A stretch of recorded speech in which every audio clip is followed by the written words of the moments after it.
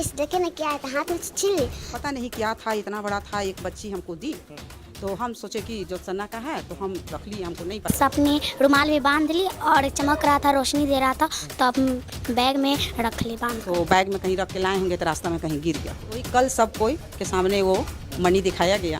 वहाँ सांप था, उसमें लोग कहा कि हाँ मनी था। सुन रहे हैं कि नागमणि यहाँ मिला था, मैडम को वो बच्ची दी।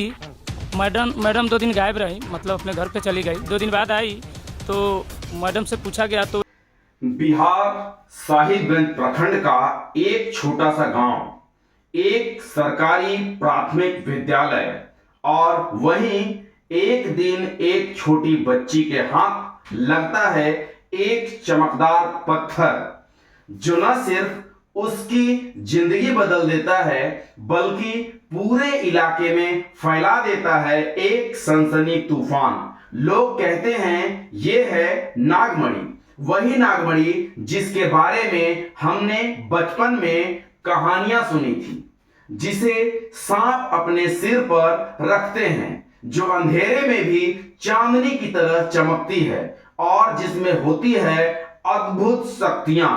लेकिन सवाल है, क्या ये वाकई नागमणि थी या फिर सिर्फ एक अफवाह? आइए जानते हैं इस पूरे मामले की असली कहानी। गवाहों की जुबानी, पुलिस की रिपोर्ट और विज्ञान के नजरिए से यह कहानी है साहिबगंज प्रखंड के बिशुनपुर कल्याण गांव के सरकारी प्राथमिक विद्यालय की। एक ऐसा स्कूल जो चारों ओर खेत खलिहानों से घिरा हुआ है, जहां बच्चे नंगे पांव टीन की छत के नीचे पुराने लकड़ी के बेंचों पर बैठकर पढ़ते हैं।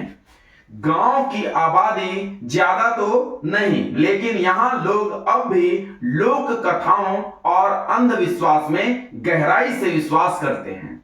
और नागमणि, ये तो यहाँ के लोगों की कल्पनाओं में सदियों से ही बसी हुई है। बुजुर्ग बताते हैं कि नागमणि एक अद्भुत रत्न है जिसे सांप अपने सिर पर रखते हैं। ये रात में चमकता है और जो इसे पाले उसकी किस्मत बदल जाती है।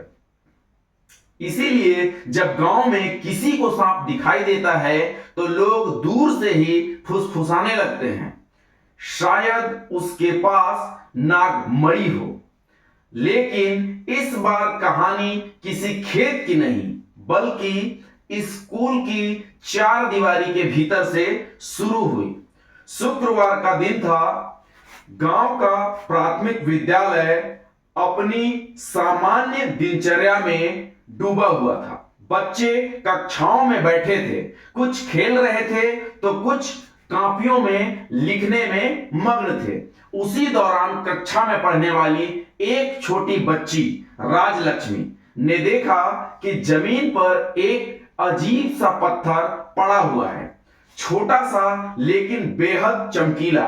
राजलक्ष्मी बाद में बताती है, हमको लगा ये बस पत्थर ही है, लेकिन चमक रहा था, रोशनी भी दे रहा था। इतना बड़ा था, हमने सोचा भगवान का कोई निशान होगा, इसलिए उठा लिया। राजलक्ष्मी पत्थर को अपनी हथेली में लेकर देख ही रही थी कि तभी वहां पर मौजूद शिक्षिका संजू मिस उसके पास आई। राजलक्ष्मी के अनुसार मिस ने बिना कुछ कहे पत्थर उसके हाथ से छीन लिया, रुमाल में लपेटा और अपने बैग में रख लिया। इसके बाद कुछ ही मिनट बाद क्लास में चर्चा फैल गई कि राजलक्ष्मी को राजमणि मिली है और फिर स्कूल की 4 दीवारी से यह बात बाहर निकल गई। शाम होते होते गांव में यह खबर आग की तरह फैल गई, स्कूल में नागमणि मिली है। अगले दिन लोग दूर दूर से पत्थर देखने आने लगे। महिलाएं, बच्चे, बुजुर्ग सब उत्सुक थे। कोई कह रहा था ये तो चमत्कार है, तो कोई कह रहा था मिस ने असली नागमणि छुपाकर रख ली है। इसका कारण यह है कि पत्थर मिलने के बाद 2 दिनों की छुट्टी मैडम के द्वारा ले लिया गया था, जिससे शक और भी गहरा हो गया। इस बीच लोग बताते हैं कि पत्थर मिलने वाली जगह के पास एक सांप भी देखा गया था। इससे अफवाह को और ज्यादा बल मिल गया।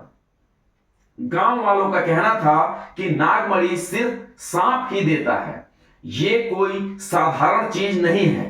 लेकिन इसी दौरान घटना में एक नया मोड़ आया।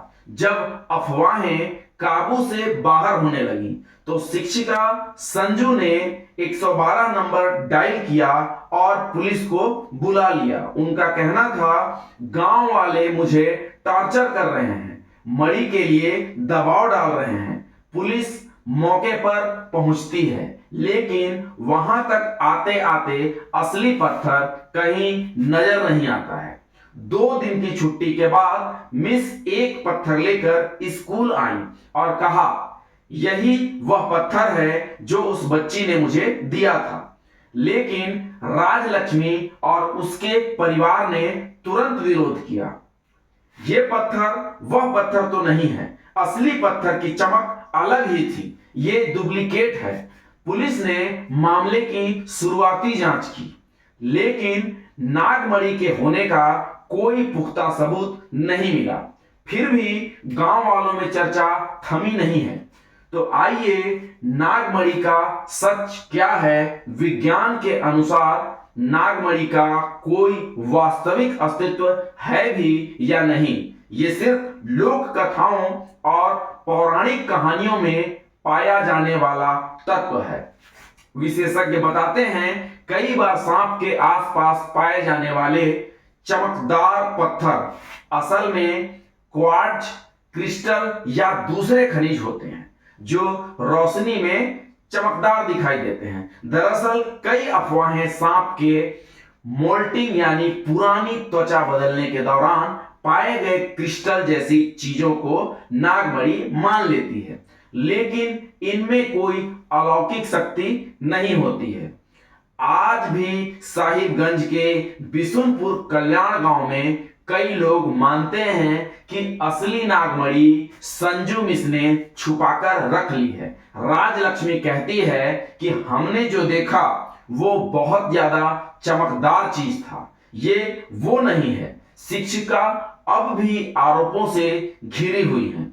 पुलिस ने मामला ठंडे बस्ते में डाल दिया है, क्योंकि कोई ठोस सबूत अभी तक नहीं मिला है। लेकिन गांव की गलियों में रात के वक्त अभी भी लोग फुसफुसाते रहते हैं, वो पत्थर शायद कहीं छुपा हुआ है और एक दिन फिर से मिलेगा।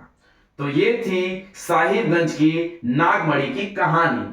क्या ये वाकई नागमणि थी या फिर बस एक अफवाह जिसे अंधविश्वास ने हवा दे दी है? सच शायद कभी सामने न आए, लेकिन ये घटना एक बार फिर याद दिलाती है कि अफवाहें कितनी जल्दी फैलती हैं और सच को ढक देती हैं। अब फैसला आपका। आप नागमणि पर विश्वास करते हैं या इसे सिर्फ एक लोक कथा मानते हैं? सोचिए और हमें बताइए। मैं हूं चंदन और आप सुन रहे थे चंदनपुरी न्यूज। एक और जरूरी बात, नागमणि के बारे में आप क्या सोचते हैं? कमेंट्स के माध्यम से जरूर बताइएगा। हमें आपके कमेंट्स का इंतजार रहेगा। बहुत बहुत धन्यवाद।